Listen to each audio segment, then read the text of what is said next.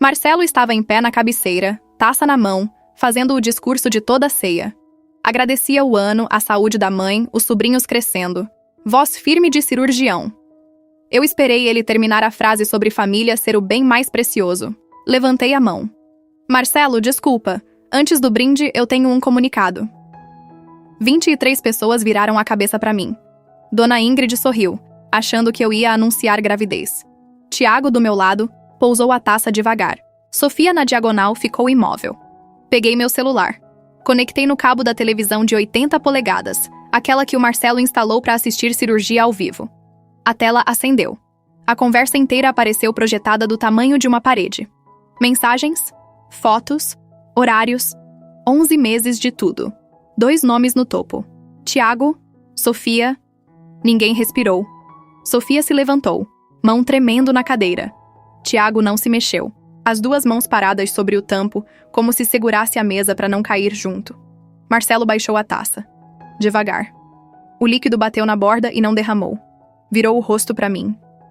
Mariana, o que é isso na minha televisão? Eu bebi um gole de água. Pousei o copo. Marcelo, isso é só a primeira parte. A mão dele fechou em punho sobre a toalha branca. Mas para você entender como eu cheguei a essa noite, sentada na ceia de Natal da família Berger com a calma de quem já chorou tudo o que tinha para chorar, eu preciso voltar 11 meses no tempo. Pro dia em que tudo começou. Eu conheci o Tiago Berger num casamento de amiga em comum, num sítio em Viamão, no fim de um março quente de quase 15 anos atrás. Eu tinha 28 anos, acabava de defender o mestrado em psicologia clínica na Federal, e usava um vestido verde musgo que minha mãe tinha me convencido a comprar com a frase "Esse vestido vai te casar". Foi o último acerto da minha mãe sobre a minha vida. Eu nunca fui o tipo de mulher que entrava nos lugares chamando atenção. Aprendi cedo a ocupar o canto mais quieto da sala e a olhar o resto de lá. Filha única de pai juiz aposentado e mãe professora de literatura, cresci numa casa de Petrópolis em Porto Alegre cheia de livro e silêncio. Minha mãe me dizia, desde sempre, que quem aprende a escutar nunca fica sem assunto. Meu pai me dizia, com a calma de quem julgou o processo de família por 30 anos, que toda a história tem 3 versões, e que a verdadeira costuma ser a que ninguém quer contar. Eu virei psicóloga clínica porque essas 2 frases combinavam. Na época do casamento em Viamão, eu já atendia havia 3 anos como estagiária supervisionada, ia abrir o consultório próprio em alguns meses, e tinha terminado um namoro de 6 anos com um colega da faculdade fazia poucos meses. Estava num bom momento sozinha. Fui àquela festa porque a noiva era amiga de infância, não porque procurava alguém. Tiago tinha 30. Recém-aprovado na OAB, advogado tributarista em começo de carreira, e era o tipo de homem que entrava numa festa e 3 conversas paravam para olhar. Não pela beleza só, pelo jeito que ele andava, como se tivesse certeza de que o lugar ia abrir caminho. Veio direto até mim na pista. Não pediu para dançar. Disse com aquele meio sorriso que eu ainda ia aprender a desconfiar. Você é a única pessoa séria nessa festa, e eu preciso de uma pessoa séria para falar comigo agora. Eu ri. Aquela foi a primeira frase dele que me desarmou. A gente conversou até às 4 da manhã, sobre tudo e nada. Ele perguntou o que eu fazia, e quando eu respondi, ele não fez a piada que todo mundo faz. Aquela de, então você tá me analisando agora. Em vez disso, ele perguntou por que eu tinha escolhido escutar gente o resto da vida. Eu respondi a verdade. Porque era a única coisa que eu sabia fazer melhor do que a maioria. Ele disse que admirava isso. Pediu meu número. Em 3 meses, eu já jantava na casa da mãe dele em Moinhos de Vento. Dona Ingrid Berger, viúva havia 2 anos, dona de uma mesa de jantar enorme demais para quem tinha sobrado na família. Marcelo, o irmão mais velho, já era cirurgião cardiovascular consagrado, casado com uma decoradora elegante que apertou minha mão na porta e disse o nome com naturalidade. Oi, Mariana, sou a Sofia, mulher do Marcelo. Sentou do meu lado no jantar.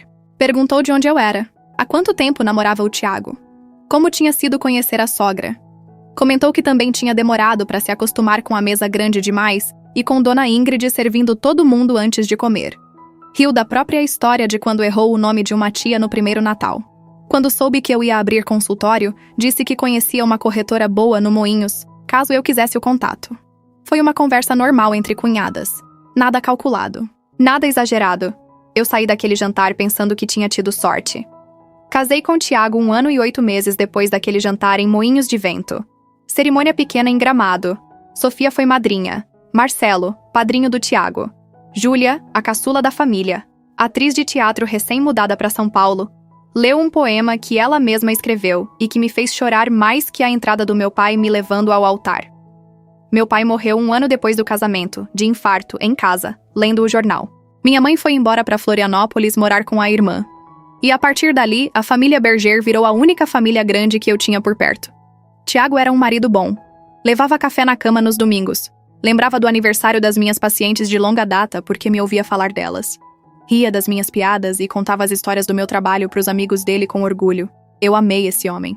Abri o consultório no Moinhos, dividindo sala com a Heloísa Tannenbaum, psiquiatra que virou minha amiga mais próxima em menos de 6 meses dividindo sala de espera. Elo era casada com a Camila e tinha um filho de 4 anos, Pedro, meu afilhado. Sofia me ligava toda quarta-feira. Almoço fixo num restaurante na Padre Chagas. Falava da decoração que estava fazendo, dos filhos, Lucas e Antônia, das brigas com a professora do Lucas. Falava do Marcelo com um cuidado que eu, nos primeiros anos, traduzi como amor maduro de casamento longo. Marcelo era um homem complicado, bom irmão pro Tiago em aparência, filho dedicado pra Dona Ingrid. Mas tinha o jeito de cirurgião acostumado a comandar sala, e a Sofia, no casamento, executava. As decisões importantes passavam por ele com a etiqueta de avaliação, e ela contava isso rindo, como se rir fosse jeito de não ver. Eu via, não comentava. Achava que não era da minha conta. Nos 8 anos seguintes, foi assim. Toda quarta na Padre Chagas, ela falando da vida que parecia perfeita, eu escutando com a paciência treinada do consultório. Até que em janeiro deste ano, Dona Ingrid anunciou no grupo da família que tinha alugado a mesma casa de Búzios da viagem do ano anterior e que esperava todo mundo lá pela primeira semana de fevereiro. Eu não imaginava que aquela viagem ia destruir 3 casamentos. A casa de Búzios ficava em Ferradura, recuada da rua, com piscina dando pro mar e uma varanda comprida onde caíam todos os jantares da semana. Dona Ingrid já tinha alugado a mesma casa no ano anterior e tinha gostado tanto que reservou de novo. Éramos 12 pessoas no total, os 2 casais, Dona Ingrid, Júlia, Lucas, Antônia, um casal de amigos antigos da família que sempre ia junto, e a filha adolescente desse casal. A viagem começou normal. Café da manhã coletivo, dia de praia, almoço atrasado, soneca, banho de piscina das crianças, jantar na varanda. Dona Ingrid no comando do cardápio, Marcelo abrindo vinho, Tiago contando piada, Sofia organizando as crianças. Eu lendo livro num canto da rede, como sempre. Os dias correram leves. Era o tipo de viagem que a gente esperava o ano inteiro. Lucas aprendeu a soltar pipa numa tarde com o pai. Antônia perdeu o primeiro dente comendo cuscuz de tapioca no quiosque. E a Sofia colocou o dente num saquinho com lacre e tudo, rindo, dizendo que ia guardar para contar pros netos. Júlia leu um monólogo da peça nova dela uma noite e Dona Ingrid chorou achando lindo, mesmo sem entender direito o texto. Na terceira noite, a gente jantou tarde na varanda. Os adultos abriram uma segunda garrafa, as crianças foram dormir. Dona Ingrid se recolheu por volta de meia-noite. Marcelo, que precisava acordar cedo para uma teleconsulta com um paciente de Curitiba, foi para a cama logo depois. O casal de amigos foi junto. Sobramos Tiago, Sofia, Júlia e eu na varanda. Júlia ficou até umas 2 da manhã, contando história de bastidor de uma peça que ela estava ensaiando em São Paulo, e foi dormir rindo. Eu fiquei mais um pouco. Lembro de ter pensado em ir junto com ela, e de ter ficado por mais uma taça porque o vento estava bom e porque eu raramente tinha noite assim. Por volta das 3, comecei a sentir sono.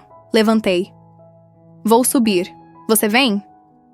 Tiago estava no sofá da varanda, copo na mão. Sofia na poltrona em frente, descalça, com as pernas dobradas embaixo do corpo. Vou ficar mais um pouco, conversando aqui com a Sofia. Tá. Beijei o topo da cabeça dele. Acenei pra Sofia. Subi. Dormi pesado, daquele jeito de praia e vinho. Quando acordei, 8 e pouco da manhã, Tiago dormia ao meu lado, virado pra parede. Não lembro a que horas ele subiu. Não perguntei. A semana seguiu. Praia, almoço, piscina, jantar. Marcelo ensinou Lucas a abrir ostra. Dona Ingrid quis foto da família inteira na escadaria da casa no último dia. E a foto saiu boa. Está até hoje pendurada na sala dela, em Moinhos de Vento. Naquela foto, eu estou de pé entre Tiago e Sofia. 11 meses depois ia ser difícil olhar para ela. A gente voltou de Búzios no domingo. Avião cheio, Dona Ingrid reclamando do calor da rampa, Lucas perguntando se podia voltar para Ferradura nas próximas férias, Antônia dormindo no colo da Sofia. Tiago retomou a banca, eu retomei o consultório. Sofia ligou na quarta seguinte ao retorno e marcou o almoço de sempre. Almocei com ela na Padre Chagas. Ela falou da casa do Jardim Europa que estava entregando, do projeto novo de uma loja em Canoas, das crianças, da Antônia que estava perdendo mais um dente. Comentou em algum momento que tinha gostado muito da viagem, que aquela casa de Búzios era especial, que ela tinha conseguido descansar de verdade. Eu concordei. A gente pediu café. Foi em maio que apareceu a primeira coisa estranha. Foi pequena, quase nada. Mas ficou ali, no canto da cabeça, como aquele cisco no olho que a gente não consegue tirar. Era uma quinta-feira de maio, jantar comum em casa. Eu tinha chegado antes do Tiago, fiz uma massa simples, abri uma garrafa de vinho. Ele entrou em casa por volta das 8, beijou minha boca, soltou a gravata, sentou na mesa. A gente conversava sobre uma viagem que Dona Ingrid estava planejando para a família em julho, talvez Campos do Jordão, talvez Bariloche. Ele enrolando massa no garfo, eu servindo mais vinho. A tela do celular dele acendeu. Notificação curta, piscada rápida. 2 linhas apareceram. Sofia. Amanhã consegue? Mesmo lugar? Foi um segundo. Tiago virou a tela para baixo, sem comentário. Voltou para massa. O que você acha de Campos do Jordão? Eu nunca fui no inverno. Pousei a garrafa. Servi o copo dele, servi o meu. Pode ser bom. Continuei jantando. Comi o que tinha no prato. Tomei o vinho. Por fora era um jantar comum. Por dentro, eu tava com 2 frases na cabeça. Amanhã consegue. Mesmo lugar. Quando o jantar acabou, ele levantou. Pegou o celular. Levou pro banho. Em 9 anos de casamento, Tiago nunca tinha levado o celular pro banho. Fiquei sozinha na cozinha. Lavei os pratos. Sentei na mesa de novo. Olhei pra cadeira vazia. Eu sou psicóloga há 12 anos. Sei que conclusão apressada estraga diagnóstico. Sei que coincidência não é prova. Uma mensagem ambígua e um aparelho virado podem ser 1000 coisas. Mas eu também sei reconhecer quando alguma coisa saiu do lugar. Quando Tiago saiu do banho, veio até a porta da cozinha já de pijama, cabelo molhado, celular na mão. Tô morto, Mari. Dia puxado. Vou dormir. Tá bom. Eu já vou. Beijou minha testa rápido. Sumiu no corredor. Não era costume dele dormir antes de mim numa quinta. A gente sempre fechava a noite junto, vendo alguma coisa na sala, comentando o dia. Mas aquele tô morto tinha vindo com pressa demais pra ser cansaço. Apaguei a luz da cozinha. Fui pro quarto 20 minutos depois. Ele já tava de olho fechado, virado pra parede, celular embaixo do travesseiro do lado dele. Deitei. Apaguei a luz da cabeceira. Fiquei de olho aberto. Decidi 2 coisas naquela noite. A primeira, não ia comentar com ninguém ainda. Acusar Sofia sem ter nada na mão era jogar a família inteira contra mim, e nesse jogo eu sairia perdendo antes mesmo de entender o tabuleiro. A segunda, ia começar a observar de verdade. Nas 2 semanas seguintes, a vida correu por fora. Por dentro, eu observava. As pequenas mudanças não eram nada gritante, mas começaram a se acumular. Tiago, que nunca se importou com o celular, começou a manter o aparelho sempre por perto, no banho, embaixo do travesseiro, na bancada quando ia escovar o dente, não tirava da mão. O horário também mudou. Saía mais cedo, chegava mais tarde, sempre com uma justificativa pronta na ponta da língua. Almocei com a Sofia 2 quartas seguidas depois daquela mensagem. Ela continuou igual em tudo, no tom, no assunto, no ritmo. Mas estava radiante, pele descansada, gesto mais leve, um brilho diferente que eu não conseguia ignorar. Comentei com ela sem peso no segundo almoço. Tu tá linda, Sô. Tá com uma cara diferente. Ela riu. Ah, é? Sei lá, Mari. Acho que tô numa fase boa da vida, só isso. Fase boa da vida. Foi o que ela disse. Eu sorri e mudei de assunto. Naquela mesma quarta à noite, Tiago chegou em casa quase meia-noite. Cheirava a um perfume que não era o dele. Disse que tinha jantado com um cliente. Beijei o rosto dele e fui dormir. Deitada de olho aberto, o perfume da camisa dele ainda na narina, eu lembrei do almoço com a Sofia algumas horas antes.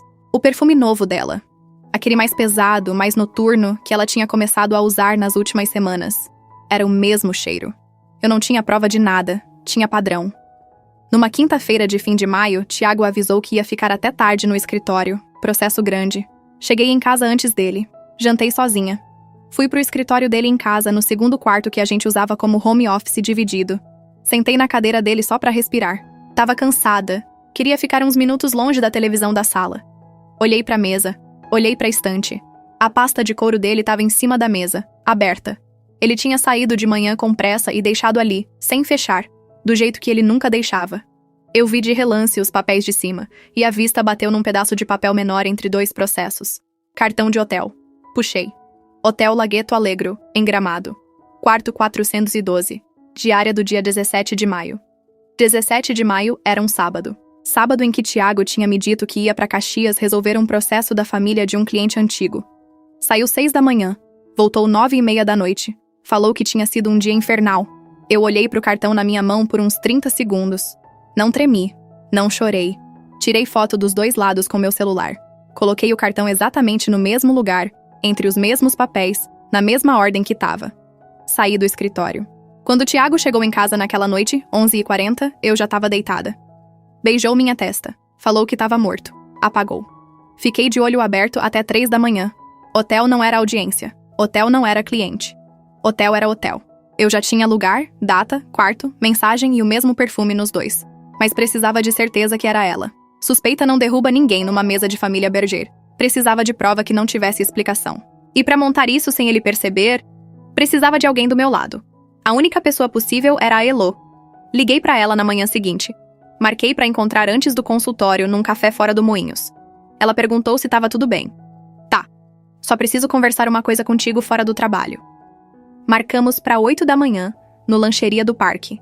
Sentei na frente dela na mesa do canto. Pedi um café. Ela esperou. Elo, eu preciso te contar uma coisa. E preciso que tu me ajude. Ela pousou o café. Conta. Contei tudo. O celular. O horário. A pasta. O cartão do hotel em Gramado num dia em que Tiago tinha dito que estava em Caxias. O perfume. Quando terminei, Elo ficou em silêncio uns 10 segundos. Depois disse uma coisa que travou meu peito. Mari, esses dias eu vi a Sofia tomando café com o Tiago num lugar perto do meu prédio. Achei normal, são cunhados. Mas agora, tu me contando isso, eu vejo padrão. Elo não falou mais nada por uns segundos depois daquela frase. Olhou pro café, olhou pra rua através da janela, olhou de volta pra mim. Mari, tu tem certeza que quer ir até o fim disso? Tenho. Pensa antes de responder, porque se tu cavar e for verdade, não tem como desfazer. Eu já sei que é verdade, Elo. O que eu preciso agora é de prova que ninguém possa explicar. Ela balançou a cabeça devagar. Pôs a mão em cima da minha. Então tu vai precisar de método. Como tu monta um caso no consultório. Hipótese, coleta, evidência. Sem ficar revirando coisa que ele vai notar. A partir dali, a gente combinou um sistema. Eu ia manter a rotina exata em casa. Mesmo jantar, mesmo beijo na porta, mesmo almoço de quarta com a Sofia. Por fora, nada mudaria. Por dentro, eu ia montar arquivo. Elo seria meu ponto de descompressão. Toda terça à noite, eu passaria na casa dela depois do consultório, para organizar o que tinha encontrado na semana e respirar fora da minha própria casa. O primeiro passo foi o celular dele. Tiago, há anos, tinha o backup automático configurado na nuvem da família, conta que eu mesma criei para organizar foto das viagens. A conta estava no meu nome. Senha eu sabia. Acesso eu sempre tive. Sentei no consultório numa sexta de manhã, hora de almoço, e abri tudo. Janeiro, antes da viagem de Búzios, nada. Conversa com a Sofia tinha 4 mensagens no mês inteiro, todas sobre presente para Dona Ingrid. Frio, funcional, cunhado. Fevereiro, depois da viagem, começou. A primeira mensagem dela para ele foi numa terça à tarde. Não consigo parar de pensar naquela noite na varanda. Resposta dele, 20 minutos depois. Eu também não. Tive que sair de uma reunião para responder. Ela. Marcelo viaja amanhã para Curitiba. Volta só sexta. Ele. Manda o endereço. Eu segurei o celular com as 2 mãos. A conversa continuou descendo. Endereço de hotel na Auxiliadora, horário, foto que ela mandou de dentro do quarto, deitada, sem blusa, lençol cobrindo só do meio do peito para baixo. Resposta dele. Áudio de 4 minutos que eu não consegui ouvir até o fim. Março. Acordei com saudade do teu cheiro. Tô olhando pro Marcelo do outro lado da mesa do jantar e só penso em ti. Casa comigo um dia, Tiago. Casa comigo mesmo, que seja só na minha cabeça. Resposta dele. Tô apaixonado por ti, Sô. Tô apaixonado de um jeito que eu nunca fui em 9 anos com a Mariana. Ela é boa esposa, mas tu é mulher. Tu é outra coisa. Eu li essa frase 3 vezes. Abril. Foto dela de roupa de baixo num quarto de hotel diferente. Espelho, biquinho na boca. Resposta dele: vou te pegar hoje à noite, anjo. Me espera. Foto dele sem camisa, deitado, olhando pra câmera. Áudio dela mandando beijo sussurrado. Áudios de 5, 7, 10 minutos. Maio. Combinação do hotel em Gramado, dia 17. Marcelo vai pra um congresso em São Paulo. Eu invento ida pra ver minha mãe no interior. Tu inventa Caxias. Resposta dele: feito. Te pego no aeroporto sábado 8 da manhã. E em maio também, a mensagem que eu tinha visto piscar na tela do jantar. Amanhã consegue? Mesmo lugar? Resposta dele: consigo. 7h30, mesmo quarto. Fechei a aba. A raiva entrou de uma vez. Não foi onda, foi pedra. Sentei mais reta na cadeira e comecei a pensar em como destruir os dois. Eles iam perder tudo: casamento, fachada, lugar na família, respeito. E iam perder com a família inteira na frente, no dia que eles menos esperassem, sem ter pra onde correr. Quando o atendimento das 2 da tarde tocou a campainha, eu já tinha posto a máscara de volta. Conduzi a sessão de uma mulher de 54 anos chorando o casamento dela com a mesma precisão de sempre. Naquela terça-noite, sentei na sala da Elô. Camila tava com o Pedro no quarto, deu pra gente ficar. Elô serviu um chá. Quanto tu já tem? Tenho mensagens explícitas, áudios, fotos, datas. Tenho o cartão do hotel de Gramado. Tenho um padrão de comportamento dele em casa que casa com cada uma das datas de hotel que eu já mapeei. 7 viagens, todas com desculpa diferente. Búzios, Gramado, Florianópolis num fim de semana que ele disse que estava num retiro de meditação. Foz num evento profissional que não existiu. Eu chequei o evento, Elô. Não existiu. Ela escutou em silêncio. E tem outra coisa que tá me incomodando. Movimento estranho na conta do Thiago. Mostrei pra ela o aplicativo do banco no meu celular. Conta conjunta. Saídas grandes, regulares, todo mês. Sempre pra mesma empresa. Uma consultoria jurídica que eu nunca tinha ouvido falar. Valor alto. 13 mil, 14 mil, 16 mil. Todo mês desde fevereiro. Eu pesquisei o CNPJ, a empresa existe. Mas o endereço dela é uma sala vazia em Canoas. Elô olhou pra mim. Mari, isso aqui passou de traição. Isso aqui é outra coisa. Eu sabia. Eu só ainda não sabia o tamanho da outra coisa. Os meses seguintes foram os mais estranhos da minha vida. Eu vivia em camadas. A camada de cima era a mulher que tomava café com o marido toda manhã, beijava ele na porta, perguntava como tinha sido o dia. A camada de baixo era a que voltava pro consultório, trancava a porta e ia juntando peça por peça. Cada nova mensagem que aparecia no backup, eu salvava. Cada recibo que achava na pasta dele, eu fotografava. Cada viagem que ele inventava, eu anotava a data, o destino mentiroso e cruzava com o registro de hotel real depois. A Elô guardava cópia de tudo no e-mail dela, garantia de segunda via. Em julho, fui atrás do dinheiro. Aquela consultoria para qual o Thiago estava mandando 13, 14, 16 mil por mês não era empresa de verdade. Sala vazia em Canoas, sócio era um colega de faculdade dele que tinha caído da OAB anos atrás. Vivia em Tramandaí, não tocava nada. A empresa existia só no papel para receber dinheiro. E o dinheiro tinha origem. Era aí que apertava o estômago. Vinha da clínica do Marcelo. Thiago era advogado da clínica desde a fundação, cuidava de tudo. Tributário, contrato, sociedade. Marcelo confiava nele de olho fechado. Era irmão. E o irmão estava tirando dinheiro de lá há quase 1 ano, passando pela empresa fantasma e usando para sustentar a relação com Sofia. Hotel, viagem, joia. Eu sentei na cadeira do consultório olhando para a planilha que eu mesma tinha montado. Não era só marido traidor, era ladrão de irmão. E a amante era a mulher do irmão roubado. Liguei para Elô. Ela veio até a minha sala. Elô? O Marcelo não sabe de nada. Como assim? Não desconfia. O Thiago tá tirando o dinheiro do irmão para gastar com a esposa do irmão. Elô sentou na cadeira de paciente. Mari, isso é crime federal. Eu sei. Tu vai entregar pra polícia? Eu pensei uns segundos. Não, eu vou entregar pro Marcelo. Em agosto, a coisa começou a ficar mais difícil em casa. Thiago começou a desconfiar. Não da investigação, disso ele não tinha como saber. Começou a desconfiar dele mesmo, como homem que trai e tenta compensar achando que exagero passa por amor. Comprou flor numa cesta sem motivo. Sugeriu jantar a 2 num restaurante caro. Falou em filho de novo, depois de 5 anos sem tocar no assunto. Mari, Eu sei que a gente parou de falar nisso, mas eu tava pensando, talvez fosse hora. Eu olhei pro homem do outro lado da mesa do restaurante.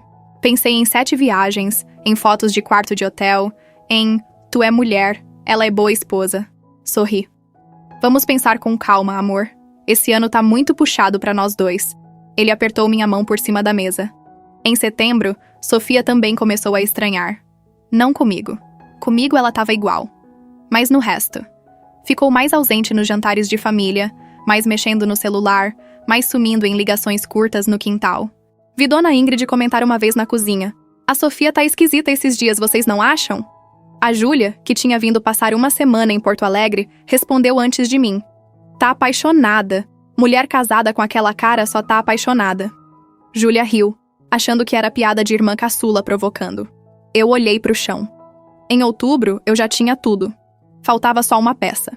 A peça que eu ainda não imaginava que existia. A peça apareceu numa terça-feira de novembro e foi a Sofia mesma que entregou. A gente almoçava na Padre Chagas. Mesma mesa, mesmo prato. Ela estava diferente naquele dia, mais quieta, sem o brilho dos últimos meses, mexendo a comida no prato sem comer. Pedi sobremesa. Ela recusou. Tu tá bem, Sô? Tô. Só meio enjoada hoje. Comi uma coisa errada ontem. Beberiquei o café. Faz quanto tempo que tu tá enjoada? Ela levantou o olhar rápido. Foi um segundo, igual o segundo do Tiago virando a tela do celular meses atrás. Sei lá, Mari. Uns dias. Deve ser estresse. Tu não tá grávida, não. Ela riu. Riu de verdade. Imagina. O Marcelo fez vasectomia há 5 anos, tu lembra? Impossível.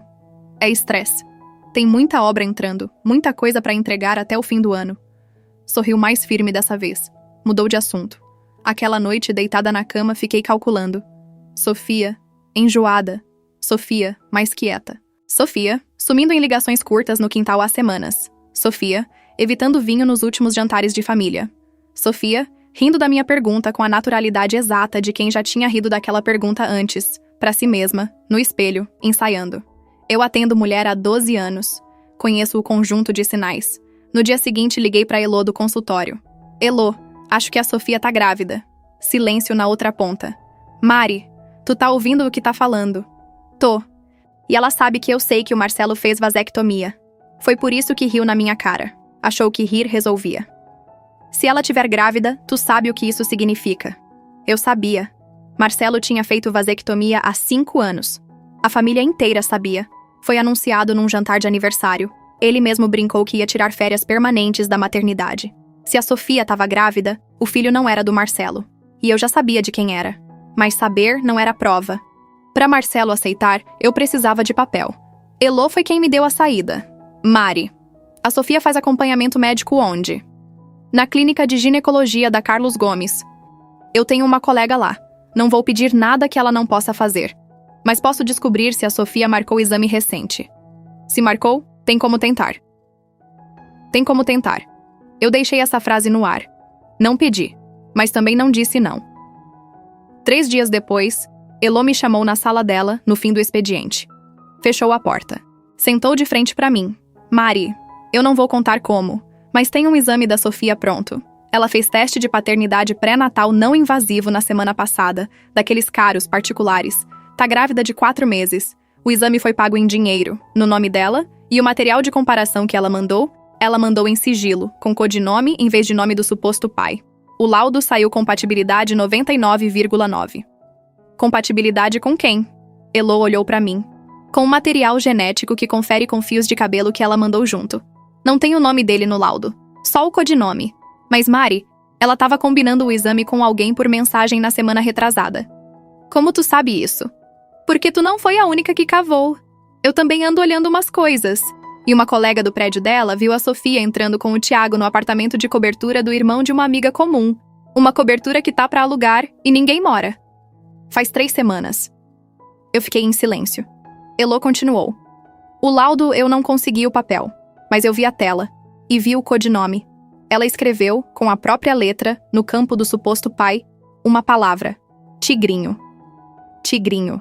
Apelido que a Sofia tinha colocado nas mensagens de áudio do Tiago em abril. Eu tinha visto no backup. Eu respirei fundo. Era a peça que faltava. Em casa, naquela mesma semana, Tiago chegou tarde de novo. Beijou minha testa. Disse que estava cansado. Eu já tinha decidido a data.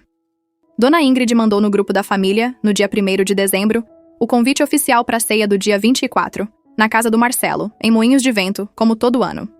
Confirmou presença de 23 pessoas. Pediu para cada um trazer um prato. Eu respondi ao grupo com um emoji de coração. Conta comigo, não falto. Naquela noite, abri o documento mestre. Adicionei a última peça. Organizei tudo num arquivo único, fácil de projetar, fácil de mostrar. Salvei no meu celular, em pasta protegida por senha, no aplicativo de fotos que eu nunca abria na frente do Tiago. Faltavam 23 dias. Os 23 dias passaram devagar e rápido ao mesmo tempo. Trabalhei normal, atendi normal, sorri normal. Comprei o presente do amigo secreto da família, uma echarpe para a cunhada do casal de amigos antigos, sorteada por Dona Ingrid no grupo. Embrulhei, coloquei na pilha. Tudo normal. No dia 23 fui no salão. Cortei o cabelo um pouco. Fiz a unha. Comprei vestido novo. Verde musgo. O mesmo tom do vestido do casamento em Viamão, 15 anos antes. Foi a única homenagem que eu fiz pra mim mesma. Tiago achou que era pra ele. Tá linda, Mari. Faz tempo que eu não te vejo arrumada assim. Obrigada, amor. Beijei a testa dele. Peguei a bolsa. Peguei o cabo do celular que ia conectar na televisão de 80 polegadas do Marcelo. A gente chegou na casa do Marcelo às 8 da noite. Dona Ingrid já estava lá, comandando a cozinha. Sofia em pé na sala, vestido preto, cabelo solto, ainda mais bonita do que sempre tinha sido, e com a barriga já começando a aparecer debaixo do tecido. Ninguém da família tinha comentado. Provavelmente porque a Sofia tinha dito que era inchaço. Provavelmente porque o Marcelo, com vasectomia há 5 anos, não tinha como pensar em outra coisa. A Júlia me abraçou na porta. Maninha, tá linda esse ano. Marcelo me deu um beijo no rosto. Mariana, querida, bem-vinda. Sofia veio me abraçar. Cheiro do perfume novo, aquele mesmo. Mari, que saudade. Eu retribuí o abraço. Por 2 segundos a mais do que ela esperava. Senti o corpo dela travar um pouco. Tava esperando muito esse Natal. Soltei devagar. Olhei nos olhos dela. Ela desviou primeiro. Sentamos pra ceia às 9h30. Mesa posta, 23 pessoas. Dona Ingrid na cabeceira oposta à do Marcelo. Eu do lado do Tiago, como sempre. Sofia na diagonal, do lado do Marcelo. Júlia, primos, sobrinhos, o casal de amigos antigos, a filha adolescente deles agora com 17 anos. Eu comi devagar, bebi um gole de vinho só. Quando a sobremesa foi servida, Marcelo se levantou. E vocês já sabem o que aconteceu a partir dali. A televisão de 80 polegadas. As mensagens projetadas, os áudios, as fotos, os recibos. A planilha do dinheiro tirado da clínica passando pela empresa fantasma em Canoas.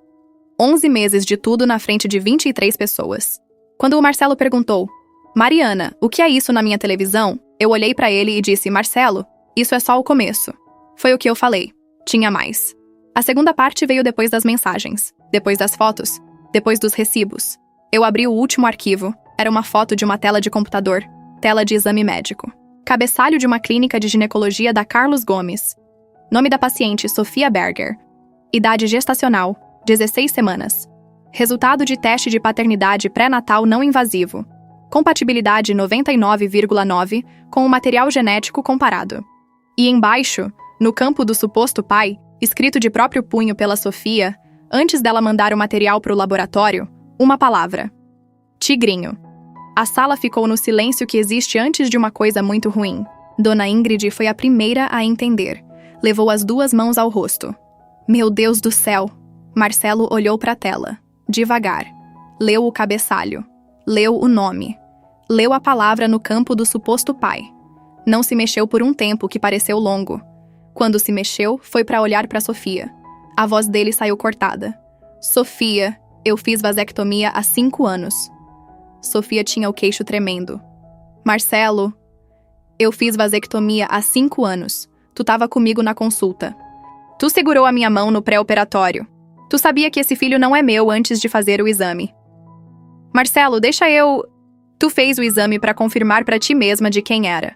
Tu pagou em dinheiro pra não aparecer no plano. Tu botou o apelido no campo do pai porque tu sabia que o nome do pai era o nome do meu irmão. Sofia tentou se levantar. Não conseguiu. Sentou de volta. A barriga apoiada na mesa, agora visível para todos. Marcelo, eu ia te contar. Eu ia... Quando, Sofia? Tu ia me contar quando? Na sala de parto? Quando a criança nascesse com a cara do Tiago? A Júlia tinha levado a mão à boca. O casal de amigos antigos olhava para a mesa. A filha adolescente deles tinha começado a chorar baixo.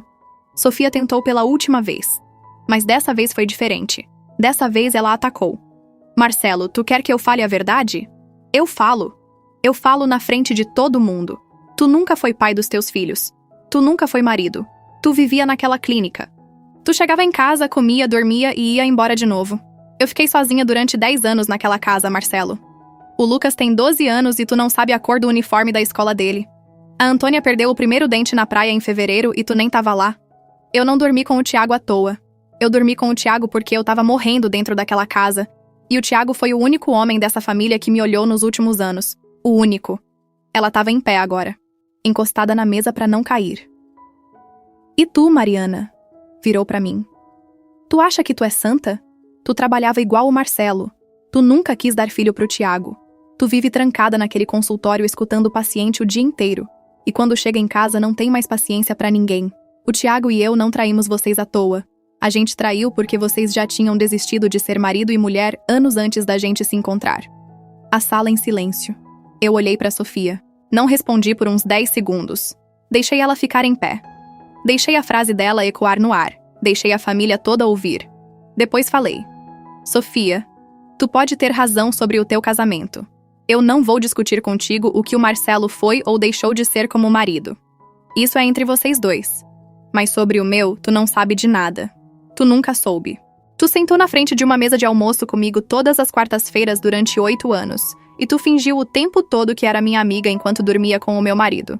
Quando uma mulher precisa atacar a outra mulher para justificar o que ela fez, é porque ela sabe que o que ela fez não tem justificativa. Senta, Sofia. Ela sentou. Olhei pro Tiago. E tu? Tu vai usar o argumento dela também?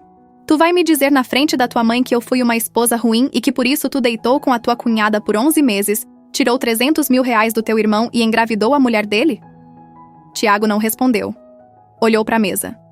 Olha pra mim, Tiago. Ele olhou. Diz na frente da tua mãe que a culpa é minha. Ele não disse. Diz, Tiago, em voz alta. Tu acabou de me dizer isso há 10 minutos. Repete agora pra Dona Ingrid escutar. Ele baixou os olhos. Foi aí que Dona Ingrid se levantou. 71 anos. Mão tremendo. Andou da cabeceira até onde o Tiago estava sentado. Parou em pé na frente do filho mais novo. Levanta. Tiago levantou. Tu olha pra tua mãe. Ele olhou. Eu te criei, Tiago. Eu te dei colo quando teu pai era duro contigo. Eu te defendi do teu irmão mais velho quando vocês brigavam, mesmo quando o errado era tu. Eu paguei tua faculdade quando teu pai morreu e a gente tinha que apertar. Eu te recebi nessa família com a Mariana há 15 anos, e eu tratei essa mulher como filha desde o primeiro dia. E tu fez isso? Tiago começou a chorar. Mãe, cala a boca. Não me chama de mãe agora. Tu vai sair dessa casa essa noite. Tu não me liga. Tu não me procura. Quando eu quiser falar contigo, eu te procuro. E eu não sei quando vai ser.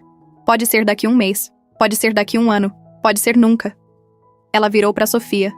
Tu também. Pega a tua bolsa. Vai pra um hotel essa noite. Amanhã o advogado do Marcelo te procura. As crianças ficam comigo essa noite. Eu vou dormir aqui. Eu cuido do Lucas e da Antônia até o Marcelo conseguir respirar. Sofia chorou de cabeça baixa. Dona Ingrid, por favor. Eu sou mãe deles. Tu vai ser mãe deles na hora que a justiça disser. Não antes. Marcelo, que tinha ficado em silêncio durante a fala da mãe, se aproximou. Encostou a mão no ombro dela. Mãe. Não, Marcelo. Hoje eu mando. Vocês dois, Sofia, Tiago, saem dessa casa. Os meus netos ficam comigo. Vocês resolvem o resto com o advogado a partir de segunda-feira. Eu não quero ver os dois aqui essa noite. Sofia se levantou tremendo. Andou até a porta da sala segurando a barriga. Parou na soleira. Olhou para Marcelo de costas. Não disse mais nada. Saiu. Tiago pegou o paletó. Olhou para mim no caminho da porta. Mari. Anda, Tiago. Ele saiu pela porta da frente. A sala ficou em silêncio. Marcelo encostou as 2 mãos na quina da estante. Cabeça baixa. Júlia foi até ele, encostou a mão nas costas. Ele não se mexeu. Dona Ingrid sentou de volta na cadeira dela. Olhou para a mesa.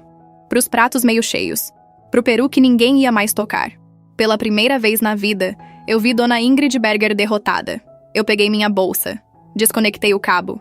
Guardei o celular. Andei até ela. Sentei ao lado. Peguei a mão dela. Eu sinto muito, Dona Ingrid. Eu não vim aqui para fazer a senhora sofrer. Eu vim porque era a única forma de eles pararem. Ela apertou minha mão. Tu fez certo, filha. Eu sei. Tu fez certo. Levantei. Andei até o Marcelo. Encostei a mão no braço dele. Marcelo, o documento completo dos desvios tá no e-mail da Elô. Ela te manda depois, eu sinto muito. Marcelo virou a cabeça. Olhou pra mim. Mariana, obrigado. Apertei o braço dele. Andei até a porta da frente. Abri. Antes de sair, virei o rosto pra mesa pela última vez. Pra mesa de mogno cheia de comida que ninguém ia mais terminar. Saí. A Elô tava esperando do outro lado da rua, no carro. Entrei, bati o cinto, Elô me olhou. Acabou. Acabou. Ela pôs o carro em movimento. Quando a gente virou a esquina da casa do Marcelo, foi como se uma represa se rompesse dentro de mim. Eu chorei. Chorei por tudo. Pelos 11 meses que eu segurei sozinha. Pela mulher que eu tinha sido até janeiro e que não existia mais. Pelo casamento que eu enterrei sem velório. Pela amiga que nunca foi amiga. A Elô estendeu a mão no farol. Segurou a minha. Não disse nada. Quando a gente parou no semáforo da Avenida Independência, eu sequei o rosto na manga do vestido verde musgo e respirei fundo. Eu ainda não imaginava que os 7 meses seguintes iam reduzir o Tiago e a Sofia às sombras do que tinham sido. Os primeiros dias do ano novo foram os mais estranhos da minha vida. Eu acordava no sofá da Elô, com Pedro pedindo café da manhã na cozinha, Camila fazendo pão na frigideira, e por alguns segundos eu esquecia. Achava que era uma noite qualquer que eu tinha dormido na casa deles. Aí lembrava. E o peito apertava de novo. Mas o peito apertava menos a cada dia. No dia 26 de dezembro, Tiago foi até o apartamento da Pedro Chaves Barcelos pegar as coisas dele. Eu não tava lá. Tinha deixado a chave na portaria, com o porteiro, e ido pro consultório fazer relatório de paciente que eu tinha deixado pendente. Ele levou 3 horas. Tirou roupa, livro, máquina de expresso cara que tinha me comprado anos antes. Deixou o bilhete em cima da mesa da cozinha. Eu li quando voltei à noite. Mari, eu sei que não tem mais volta, mas eu queria que tu soubesse que eu te amei. Mesmo que tu não acredite mais. Tiago. Amassei o bilhete. Joguei no lixo.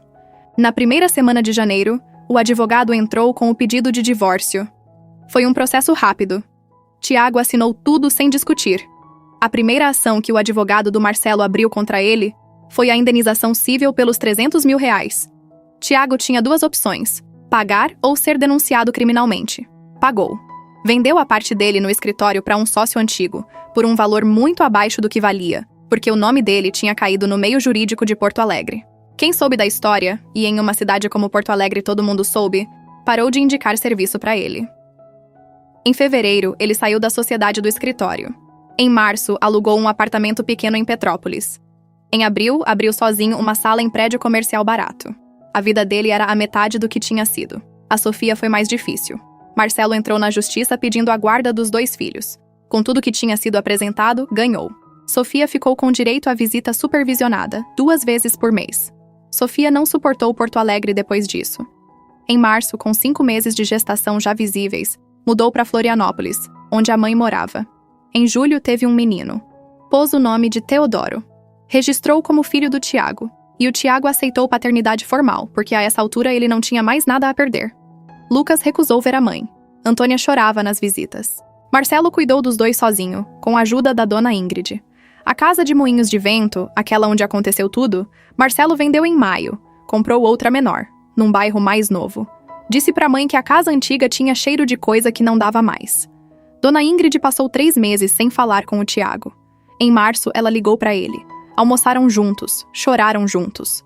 Mas ela me contou depois que aquele almoço tinha sido pra ela enterrar o filho que achava que tinha criado e começar a aprender a conviver com o filho que tinha aparecido. Não era a mesma coisa. Não ia voltar a ser. Eu vendi o apartamento da Pedro Chaves Barcelos no fim de fevereiro. Dividimos metade a metade. Comprei um menor pra mim no Moinhos, andar alto, vista pra um pátio com uma figueira velha. A gata, que era nossa, branca, gorda, 16 anos, ficou comigo. Dormia no sofá quando eu chegava do consultório. Era a única coisa daquele casamento de 9 anos que veio comigo. Em julho, 7 meses depois da ceia, eu já tinha rotina nova. Acordava cedo. Atendia paciente das 9 às 6. Voltava para casa. Lia. Cozinhava simples. Dormia. Pela primeira vez em 15 anos, eu não tinha pressa de nada. E foi nesse silêncio novo que eu finalmente entendi o que tinha acontecido comigo. A pior mentira não é a que o outro conta pra ti. É a que tu conta pra ti mesma sobre o outro pra não precisar enxergar o que tu já enxergou. A família que te ama de verdade não exige que tu finja. Não te coloca em segundo plano. Não te trata como peça da decoração. Quando tu se sente nora boazinha, esposa exemplar, cunhada perfeita, é porque já tem alguma coisa errada. Mulher inteira não é exemplar. Mulher inteira é inteira. Silêncio bem usado vale mais que grito. Prova vale mais que acusação. Paciência vale mais que vingança. E quando tu junta as três, tu não precisa fazer cena. A verdade faz por ti. Perdoar não é obrigatório. Tem coisa que não precisa ser perdoada para ser superada. Dá para seguir em frente carregando a cicatriz sem carregar a raiva. Mas a coisa mais importante que eu descobri foi essa. Eu passei 15 anos achando que tinha sorte de ter caído de paraquedas naquela família. Eu não tinha. Eles é que tiveram sorte de me ter por perto. E o dia em que eu entendi isso foi o dia em que eu deixei de pertencer a eles e passei a pertencer a mim. Algumas histórias mudam quem conta. Outras mudam quem ouve. Essa, eu espero ter mudado as duas. Se mudou alguma coisa em você, me conta nos comentários. E ativa o sininho.